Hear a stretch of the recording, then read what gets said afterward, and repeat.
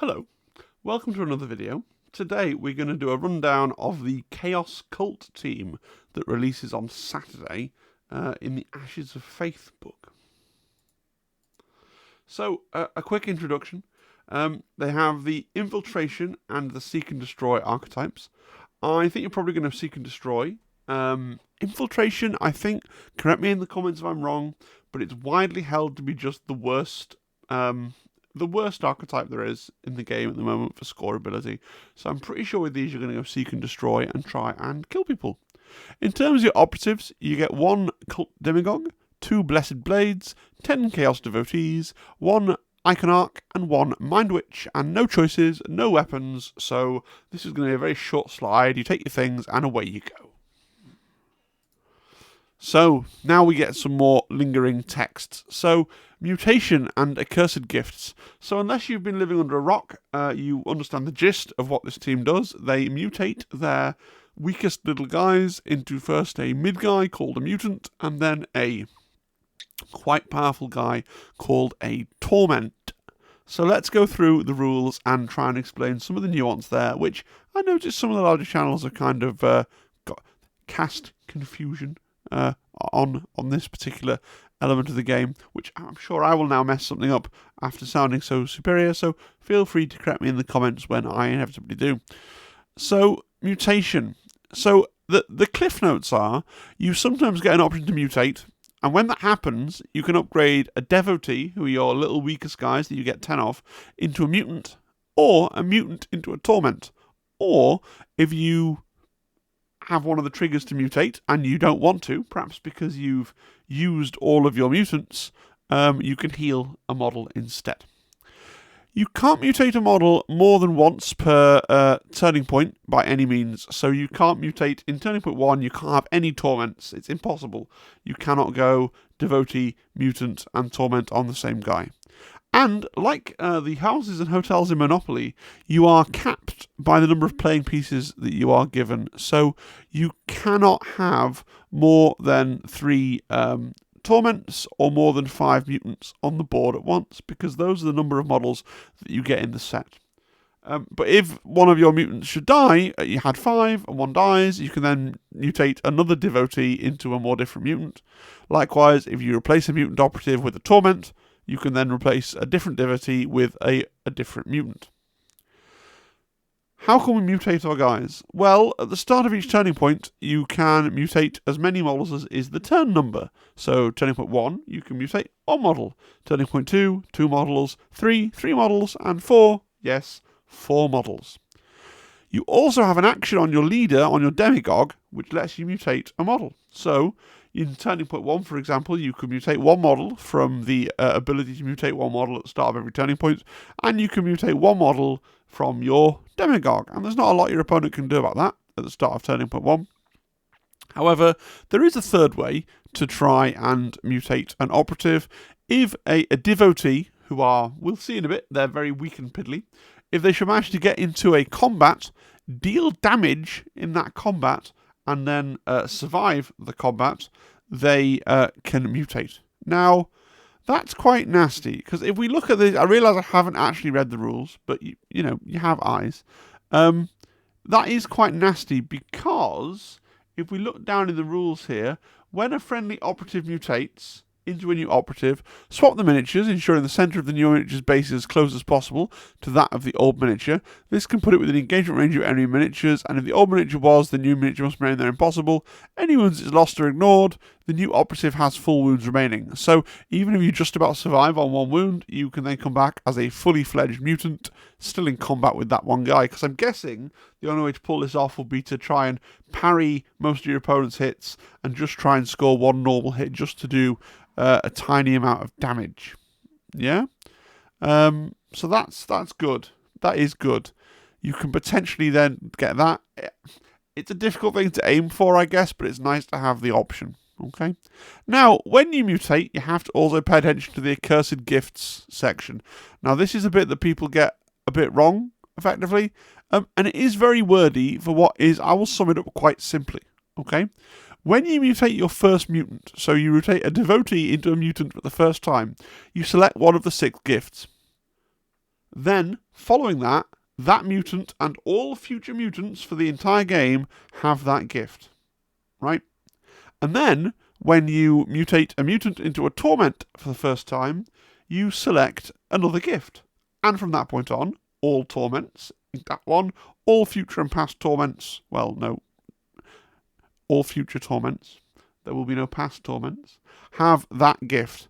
Additionally, Torments retain the mutant gift, right?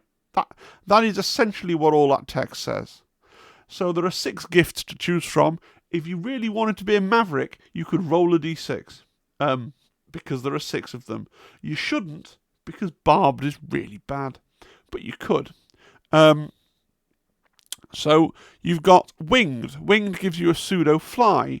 It lets you ignore any or all modifiers to your movement characteristic and ignore the first distance of circle it travels for climb, drop, or traverse.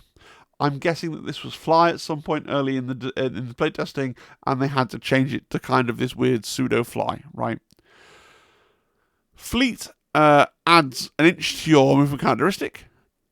Chitinous improves your save characteristic by 1. Horned, each time you finish a charge action, you can select one enemy operative within engagement range to suffer 1 mortal wound, or d3 mortal wounds if the operative is a torment. Sinewed, you can ignore any or all modifiers to the weapon skill characteristic of this operative's melee weapons, and this operative's melee weapons gain the brutal special rule. Barbed, this operative's melee weapons gain the Reap 1 critical hit rule, or Reap 2 if it's a torment. Now, Reap's kind of pap, right, so I wouldn't bother. I like winged on an open board. I think that's going to give you what you need for your mutants to try and get them up the board a little bit, to position well for when you evolve them into torments. However, there's an argument that there's going to be 2 ways to play this team. There's the really bold way, right, where you are moving your devotees up and you're moving your mutants up, and then you're trying to get them to evolve and get them into the enemy's face as quickly as possible, which runs the risk of your mutants being killed, right?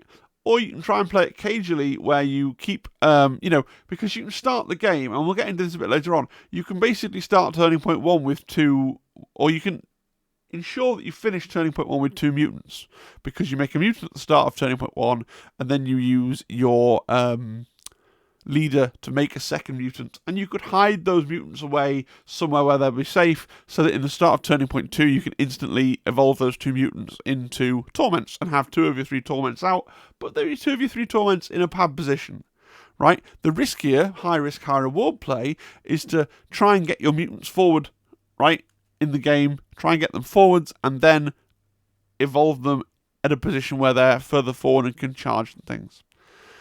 Now, how important is it to give your mutants wings? I don't know. I guess I'm guessing to an extent that I think that'll be popular. I think the Torment, I think you probably want to go for Sinewed.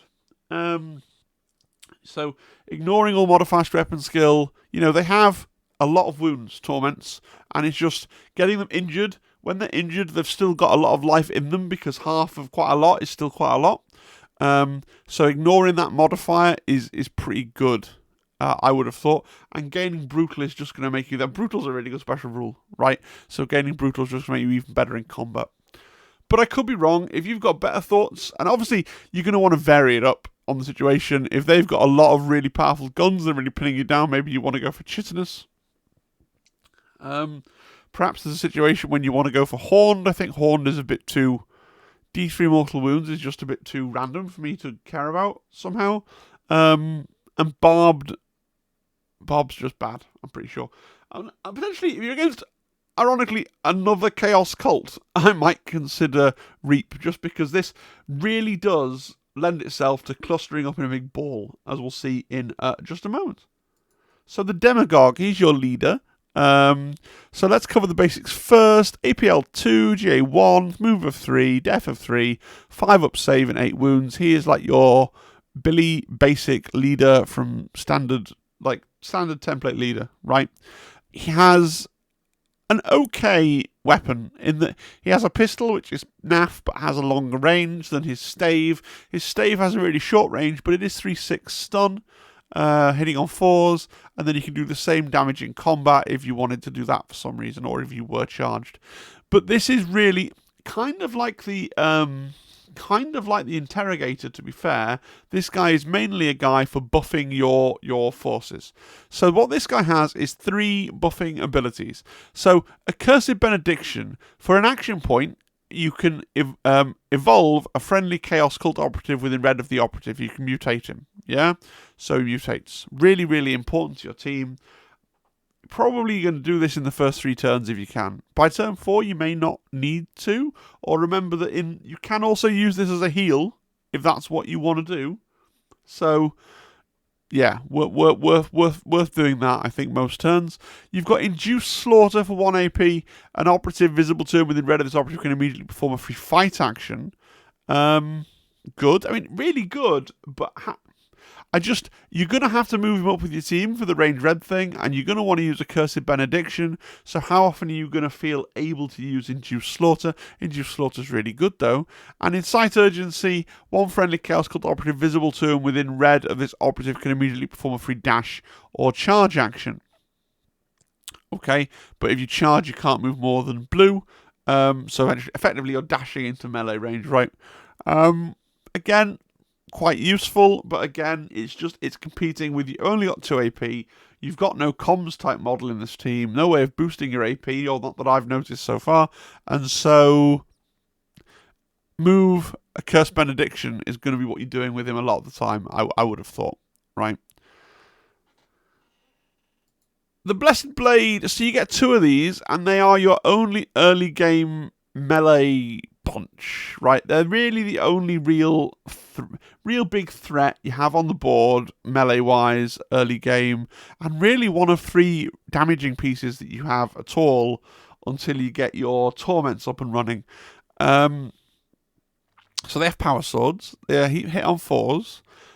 You get 2 of them. They have really cool ability, Attuned in Purpose. Each time the operative is activated, you can also activate another ready friendly Blessed Blade operative within red of it at the same time, and you can complete their activities in any order. So I'm sure there's applications of this that I haven't properly considered because I'm not very good at Kill Team.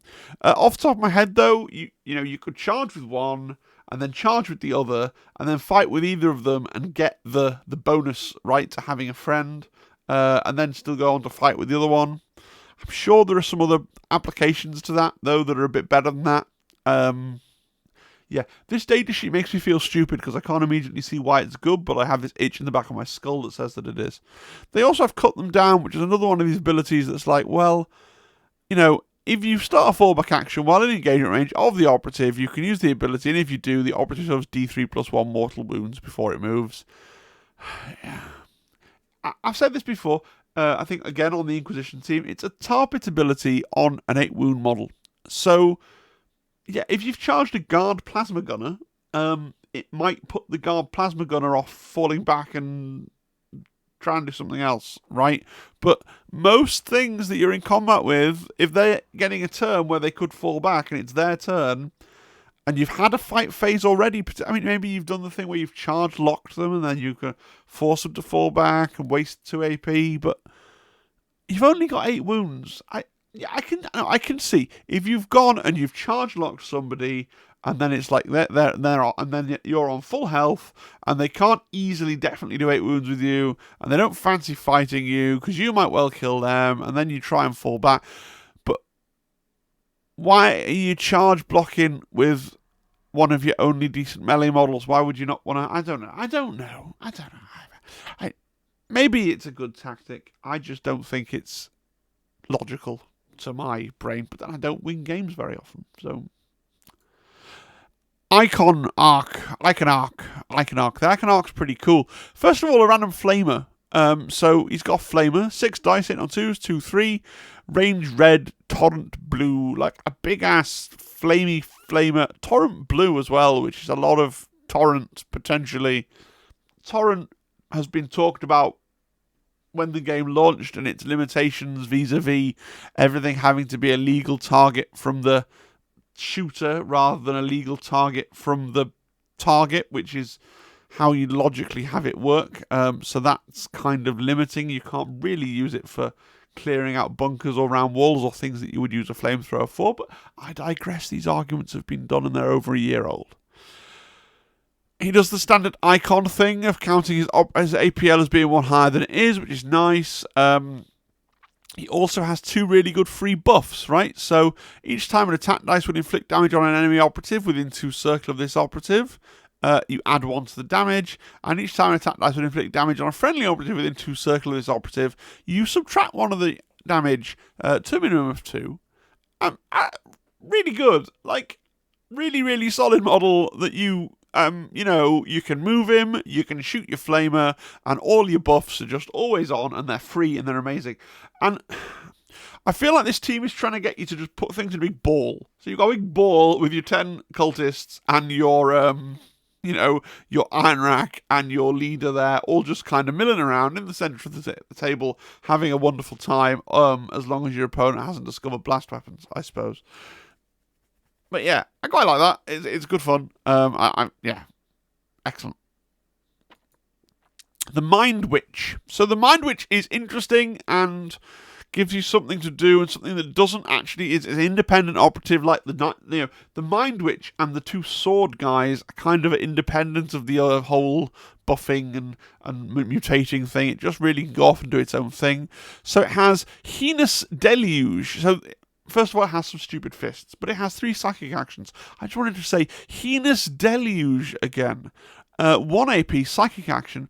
Select 1 enemy operative in this operative's line of sight. Subtract 1 from its APL. This operative can't perform the action in engagement range of enemy operative. Really good, really funny. Really going to mess with somebody's day if they're finally... the best use of this that I can think of is if somebody puts 3 APL on somebody with the comms and you go, I don't know what your plan is for that 3rd APL, but I see it and I'm going to take it away. Right? That's just funny and wholesome and good. Malefic Vortex, psychic action. Remove your Malefic Vortex token, if any, and place a Malefic Vortex token in a location that's visible to the operative on a vantage point or of a terrain feature that's visible to the operative. Treat it as an intended target for the purpose of the visibility line. Each enemy operative within circle of that token suffers 1 mortal wound. In addition, at the end of each turning point, each enemy operative within circle of that token suffers 1 mortal wound. The operative can't perform the action while within engagement range of an enemy operative. It's really good insofar as it doesn't hurt you. It says enemy operative. Your guys apparently just love being in a vortex of chaos energy. That's great. So stick it down on an objective, a mid-table objective, and just piss your opponent off. His guys keep losing wounds at the end of every turn, and your guys, when they come to try and fight him on it, don't. Obviously, if you've got the spare AP, recast it, because on the turn you cast it, you're getting double bubble. You're getting -1 mortal wound when it's cast, and another -1 mortal wound if they're still on the objective at the end of the turn. Doesn't have to be on an objective, but if it's not on an objective, they're simply going to move away from it, right? So that's good. And then you've got Infernal Gaze, which is kind of his real point, but also you could sit him at the back and quite happily be doing Heinous Deluge and Malefic Vortex all game, right? Infernal Gaze requires him to actually move forward, so it stops you doing 2 psychic powers, so you're going to have to weigh it up, right? But it does give you a within circle do D3 plus 5 mortal wounds pseudo shooting attack, which is pretty neat. I say pseudo shooting attack, you don't actually have to roll anything, you just spend the AP and go, yes, you're within circle of me, so potentially that's 8 wounds, right, which is going to kill every non-elite model. That's good. If they're within 2 circle, it's D3 plus 3 mortal wounds, and if they're within red, it's 3 mortal wounds. Just without, having to do anything. You can't be on conceal, and you can be on conceal for the other 2. But apart from that, pretty good. I suppose you keep them at your back line. You annoy your opponent with the other 2 things, and then, unless you're totally dominating, they will eventually get somebody near him, and then you go, I've got this in my back pocket. Maybe. Or maybe he's so powerful that you can't not run him forwards. I don't know. I don't have a lot of tactical acumen. The Devotee. So this is your basic dudesman, or mook, or whatever you want to call him. Has a pistol and a crude melee weapon, and the only real notable thing here is that they're JA2. Otherwise, they have exactly the stats you'd think they would have. Move 3, APL 2, Def 3, save of 5 up, and 7 wounds. But you get 10. But now, it's worth saying that you don't want to try and mutate all of these. I mean, you can't mutate quite all of them anyway because of the model limit, but some will die. You do need some of these guys to be your action monkeys, right? This team is potentially going to really suffer with loot and potentially suffer a little bit on Into the Dark in general because you need your basic unmutated, unmolested devotees to do actions. Mutants can do actions, as we'll see in a minute, but they don't really want to. So you do have to bear that in mind. Mutant. I like the Mutant. So he goes down to GA1, otherwise he's the same stat line as his thing he's just evolved from. But he gains a better weapon. I mean, it's not a huge celebration of damage, but it's not awful. Okay, 3, 4, 4 dice relentless and rending is not, a problem. It's going to kill weaker things easily enough. But he gets 5 up, feel no pain, right? And 5 up, feel no pain. I mean, it's obnoxious, although I can forgive it on the Mutant because it's basically the only thing he really has going for him is he's like, well, I've got this 5 up, feel no pain, which is great because your opponent's going to want to gun down your Mutant as a priority because your opponent will know that your Mutant is going to try and evolve into a Torment at the first available opportunity, and the Torments just kind of eat faces. Okay, he does get this annoying thing where to do a pickup action, he has to subtract an additional action point, or to do a mission action the same. So he doesn't really want to be doing that. Okay. The Torment has 13 wounds. 13 wounds and 5 up, feel no pain, right? And a big, strong, stabbing crit 5 dice attack, which is... It's just funny because you get him into combat with somebody and you're already in combat with them and you go, well, I have 13 wounds and a 5 up, feel no pain, so you're not going to kill me and I'm going to roll shed loads of dice on a regular basis. Right. Now, basic maths and tactics, it's possible, in fact, it's easy to have 2 of these at the start of turn 2. Not necessarily easy to have 2 of them in positions where you'd want them, right? As I said before, you could basically have 2 cultists that you start behind a wall in your deployment zone. You evolve one into a mutant in turn 1. At the start of turn 1, you evolve another one with your leader before he wanders off and goes somewhere else, right? So then you've got 2 mutants that you can pretty well guarantee they're behind a wall. They're going to be safe. We usually have a place in the deployment zone where we just stand and be safe. And then at the top of the turn 2, you have a Torment. 2 Torments, because you can evolve 2 things. So then you have 2 Torments in your deployment zone at the start of turn 2, and you can guarantee you'll do that every game. Is that what you want to do? Probably not. Right, probably you want to try and use strategy and angles and conceal and all the things that make you good at kill team to move your mutants up the board and keep them hidden and safe and not give your opponent shots on them and still make sure that you have 2 Torments at the start of turn 2. Basically, it doesn't seem that difficult to get 2 Torments at the start of turn 2. It might be technically possible to get 3 Torments at the start of turn 2 if you somehow get a turn 1 combat with a Devotee and they don't die. But I think that would require both of you to have used a pre-game dash, like your Devotee and your target guy, or to be something that's extra really fast. But if somebody feeds you the ability to get that, you could potentially have all 3 of your potential Torments out at the top of turn 2. More likely, though, you're going to have 2 Torments at the top of turn 2, and which is what I recommend that you aim to do in your strategy. Because I think getting your Torments out is really key to get this team actually performing well. Otherwise, you've not got a lot of killing power. Equipment. So you've got grenades. I know some people are like, grenades are the best thing in the game. You should always take as many grenades as possible.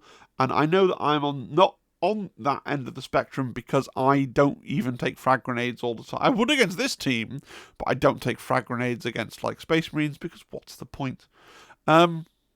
But you lose them when you mutate into a mutant or a torment. Now, it's not the end of the world because they're one-use items, so with careful planning, you will have some. But between your devotees that you want to send forward to throw grenades and not mutate early on, and your other devotees that you don't want to mutate because you want them to be opening doors or scoring a backline objectives or something like that, it's it's an extra faff, and honestly, I'd probably just ignore the grenades, unless I really, really had to. Trophy weapon is not good, but it's 1 EP, so you're probably going to end up taking it, right? So trophy weapon is Devotee only, select a crude melee weapon or pistol the operative is equipped with, add 1 to both damage characteristics of that weapon for the battle. It's only that weapon though, so when you evolve, effectively you would lose it. What's nice is, I think in the Chaos Cultist box, which is what the Devotees are made from, there's a chainsword and a bolt pistol, so you could just use those bits and be like, yeah, this is the one with the trophy weapon, cool. Which is, if you want to have cross, as Mrs. TI does, have cross use with 40k, you'd probably want to build one with those Sergeant-y pieces anyway, I think. I don't actually know anything about 40k. I think that's what you'd want to do, though. Covert Guise is potentially funny, because it's a free dash, right? And it's not limited to one model, so you could just buy 5 Covert Guises and use that to spread out a little bit more and get into more cover. If you fear that sort of turn 1, this Chaos Legionary might be able to draw a bead on me and just kill all my dudes, or this Intercessor grenade launcher might just be able to get me and kill some of my dudes. Like, it does let you mitigate the fact that you're trying to put 15 models on the tabletop at the start of turn 1, which I wouldn't like to play this team on the terrain at the Warhammer Fest, for example, where, there was quite a narrow amount of safe space in the deployment. I would think on most regional map packs, though, with a 15-man team, you are going to struggle to deploy them all, not in a big clump at the back. And then so that could be useful from that perspective, I guess. But I quite like Chaos Sigil as well. It just gives you a 5-up invulnerable save. And the 5 invulnerable save persists through mutation, which is cool. Because, if your enemy's got a lot of scary guns and you're going to have to get right into the back lane to kind of get them out of there, making your save an invulnerable 1 is pretty useful. And then Vile Blessing, I think, is pretty much mandatory. Right, so Vile Blessing is once per battle, in the resolved successful hit step of a combat or shooting attack, you can ignore the damage inflicted on this operative from 1 attack dice. This must be done before rolling to ignore lost wounds.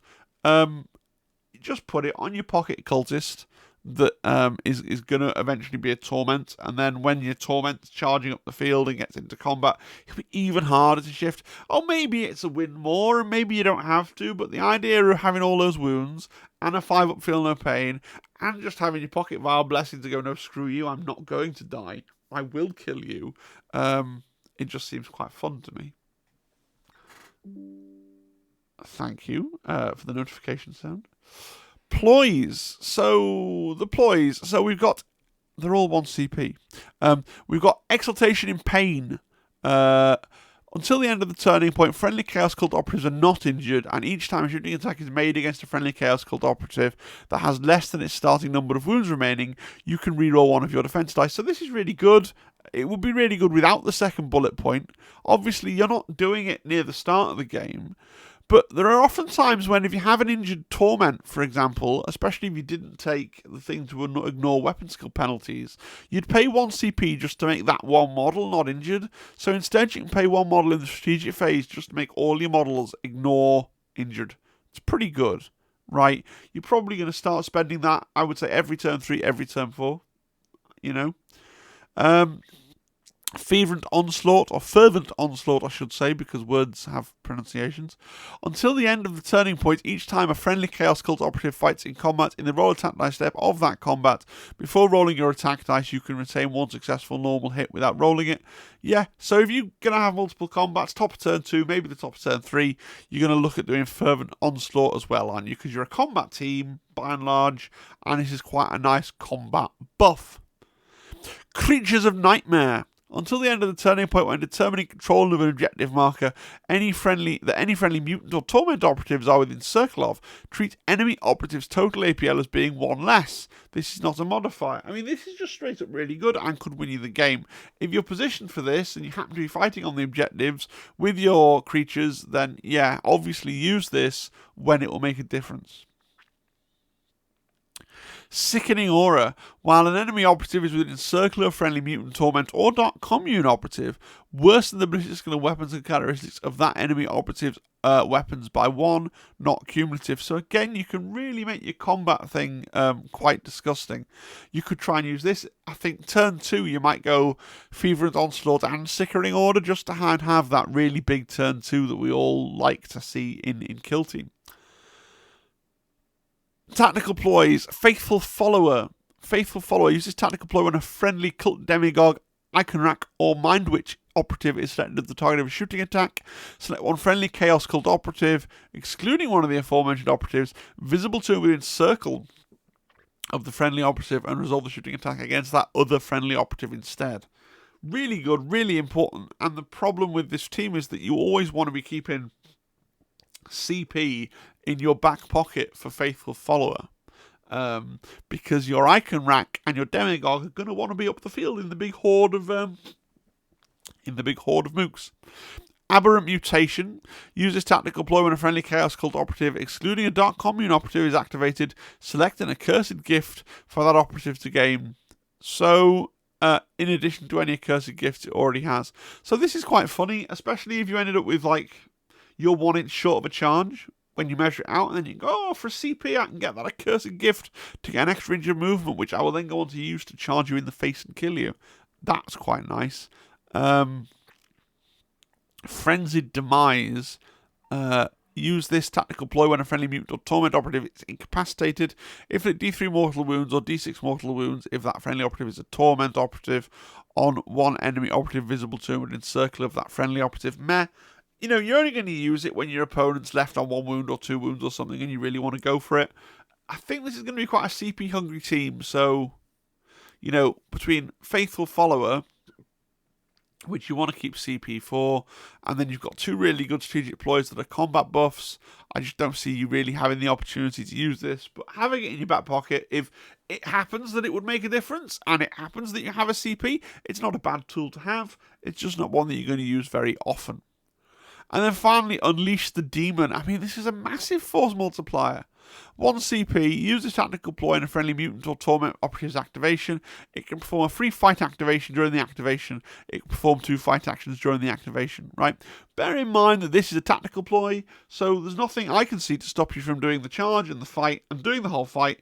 And if your enemy somehow survives, you just go fine and spend a CP to do another fight, right? Because you've really got to die because maybe you're my eliminate guards target or you're the leader and I've taken headhunter or something like that. I really just need to kill that guy dead. So in summary, really good ploys, but I think you're going to run out of CP. Tac Ops. These all seem really bad. The core Tac Ops are really good. So, like, faction Tac Ops haven't gone up in power level, and the core Tac Ops have, seemingly. Let's read them. Tear Through. You can reveal this Tac Op at the end of the battle, which is nice. If you have a friendly Torment operative within circle of your opponent's drop zone, you score 1.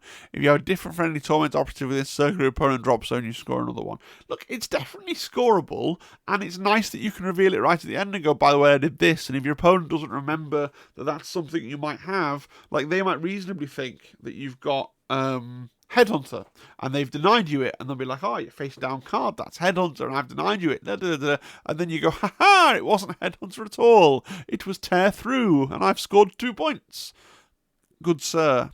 So I can see it from that perspective, but also it just means that you have to have 2 Torments alive at the end of the game, and they have to be up in your opponent's deployment zone, and maybe they want to be fighting in the mid-board, so scoreable, but I would be tempted to go for 3 from Seek and Destroy with this team.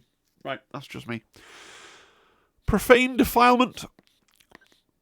Reveal the Tac Op in the target reveal step of any turning point after the first. If a friendly cult demagogue, icon rack, or midwitch operative starts and ends the turning point within blue of the centre of the kill zone, you score a VP. If you achieve the first condition of subsequent turning point, you score 1 VP. Look, it's reasonably easy to score, but these miniatures that you have really need to be in the right place doing the right thing. If you could take security and you could double this up with some security stuff, maybe it would be worth doing. Again, I just think you're going to make a rod for your own back, and maybe you're going to be better off with 3 seek and destroys. But those first 2, they definitely are scoreable, and it's your taste whether you want to go all in on killing or whether you want to mix it up a little bit. Blood Offering, I think, is just really bad. So you can reveal this tack up in the target reveal step of any turning point. For each objective marker, the first time an enemy operative is incapacitated within circle of it, place a blood offering token on the objective marker. If any friendly operatives perform the blood prayer action, you score a VP. If any friendly operatives perform the blood prayer action on a different marker, you score a VP. Like, you have to kill somebody on an objective, and then you have to do a defile their corpse, basically. It's just got too many moving parts compared to the other things that you could be doing that have less moving parts, right? That's my view anyway. Final thoughts. I actually find myself really enthusiastically liking the rules for this team, despite it being a team that Mrs. TI wants to play. It's simple in the way that I like a team to be simple, right? It doesn't have roster building, it doesn't have FOMO of, oh, what if I just brought the different tool and what's this situation, but it has meaningful decisions to make in the middle of the game and tactical decisions to try and make. So actually I enjoy the rules of the team. It's ended up being the polar opposite of the Inquisition. The Inquisition, I love the lore, and I love the models and the conversion opportunity and all that jazz, but Inquisition are massive on list building, like they are the list building teams, end all list building. And I don't really like big list building teams. So why am I playing Inquisition? Well, I'm probably only going to play them for this narrative campaign, and then I've just got cool painted models. I'm doing it because ultimately it's a miniatures game, and the Inquisition are the miniatures that I love. All right. But I do think that's a great duality for Games Workshop, that the teams are quite diametrically opposed. You know, one is really simple list building, but very tactical on the table. One has really, really fiddly list building, can bring any tool for the job, but the tools they have access to are all really just standard kill team things. Here's your comms, here's your medic, here's your plasma gun, here's your sniper rifle, and so on. I think that's fun for a narrative box like this, that the teams play in a almost directly opposed kind of way, right? Let me know in the comments how strong you think the Chaos Cult team is going to be, or if there's anything I've got hilariously wrong, or anything that I've said that made you go, oh, I hadn't thought of it that way. What a tactical genius you are, Phil. Unlikely, but possible. So, just briefly, what's happening in the week ahead, because I'd like to mention that sometimes. On Saturday, there will be hobby content probably. There will be, here's a build guide for the Inquisition, plus looking at some of the conversions that I may have done on Saturday. So look for that Saturday evening. And then next week's going to be a bit disrupted. So I'm going away on Monday and I'm coming back on Wednesday. So there's going to be no hobby stream on the Tuesday. So probably we're just going to skip that and be back with the Thursday. Going to Zimbabwe's on Thursday. Probably be a Friday video next week. I've kind of got into a rhythm where with the channel where we're doing the live stream on a Tuesday. We do a video on a Thursday, which is what you're watching now, obviously, and then we do a video on a Saturday, right? And then occasionally a bonus video on a Sunday when Games Workshop release something juicy, and occasionally a bonus video in the week if Games Workshop release something juicy or something happens, right? That's the plan. It's not a firm plan, it's a loose plan, but it's not going to happen next week quite that way because it is half term, so I'm doing other things. Right, rambling now. So, hope you enjoyed the video. Please like, comment, subscribe. Please subscribe. Consider channel membership if you have too much disposable income. I know, in this economy, giving money to a random man on YouTube, but consider it. All right, until next time, cheerio. Bye-bye. Have a great evening. Bye-bye. Oh, I'll just change all the slides just for fun.